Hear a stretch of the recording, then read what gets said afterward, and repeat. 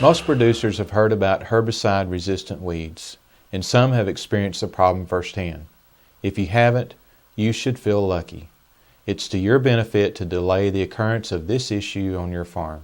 Just because weed resistance is not reported in your state, your county, or on your farm doesn't mean you are safe to ignore the issue.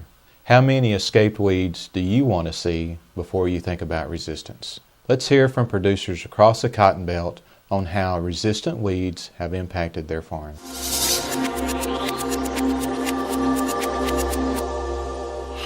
These herbicide-resistant weeds have affected cotton production tremendously. Palm amaranth is so prolific, it can go from one season with very little problem to your whole farm's covered the next year if you let them escape. Also, I think the palm amaranth has as much threat on cotton production in Georgia as does the price of cotton compared to other commodities. Herbicide-resistant weeds first showed up on our farm in the year 2002. We first started with mare's tail as our main problem. We have since moved forward in having more trouble with pigweed resistance in the last 2 years. Starting in 2006, we started showing just signs but we thought were missprays. Instead, they were resistant pigweeds. As early as the mid to late 90s, we saw herbicide-resistant pigweeds or ALS-resistant pigweeds.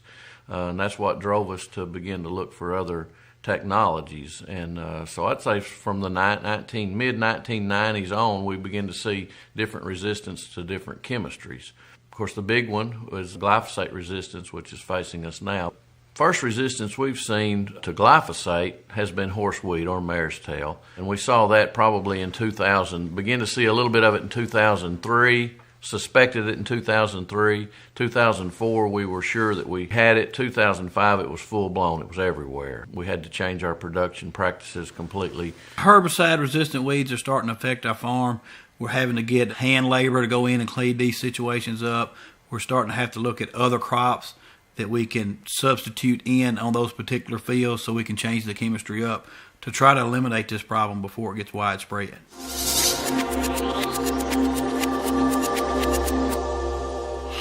Weed control costs vary greatly. A salvage situation can be very expensive and may lead to extreme control measures. Manual labor is expensive and oftentimes hard to find. Additional chemical, fuel, and equipment costs must also be considered. Let's hear how resistant weeds have affected these producers.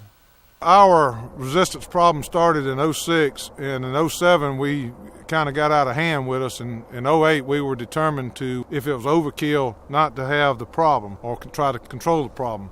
Firmly believe to control this pigweed, you have to try not to let you have one weed left in the field because of the being very prolific in the amount of seed it produces, over 1 million seed per plant. We have spent probably this year on herbicide and also hand labor approximately $100 an acre more than we did in 07 and 06 just on controlling the pigweed. The herbicide-resistant weed problem has added $15 to $20 per acre into our budget for weed control, either in fuel cost or with increased tillage or new chemistries. We spent probably $1,500 last year on hand labor, weeding these problem weeds out. But the biggest problem is we're starting to have to learn other crops to put in there to get these situations under control. And we can very easily look at adding, over the past few years, $100 per acre. So we're looking at, several hundreds of thousands of dollars that resistance management is costing us.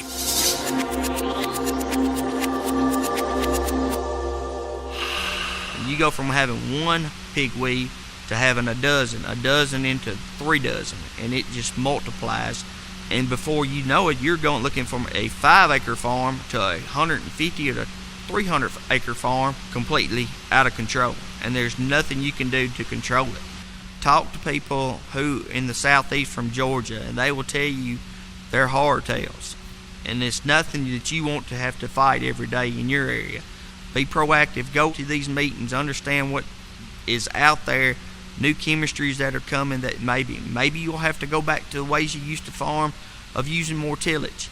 But be very proactive in changing the way and being able to change if it's necessary to combat the problem before it becomes a serious major problem. It's very important once you recognize the the weed is resistant to a glyphosate or whatever product it may be, that you addressed it, because the larger the plant gets, the more it's going to hinder your own yield, and plus the larger the plant is, the more seeds it will have to be widespread over your farm through birds or animals or equipment. This resistance weed management is a very serious problem, and we need to be proactive rather than reactive and face it head on and know that it's coming. It's something that's not just a neighbor's problem, it's our problem, and if we don't hit it head on, we're going to be in big trouble.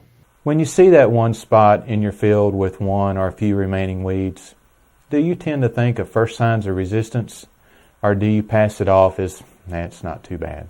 With any herbicide resistance issue, you will likely face increased costs associated with additional chemical, hand labor, fuel, and equipment needs. It is in the best interest of everyone, especially you, to be proactive and delay the spread of herbicide-resistant weeds. As you consider your weed management options, keep these questions in mind. What are the weed challenges on my farm? Scout your fields, and not just at the turn row. Know where your problems are.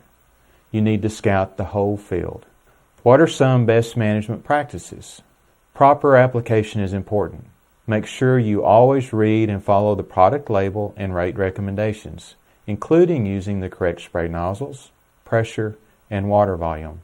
How can I minimize the risk of resistant weeds on my farm?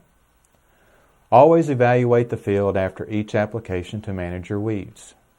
Follow these practices along with rotating chemistries, including those with residual activities, to greatly reduce the risk of weed resistance. For specific recommendations, contact your extension agent or specialist.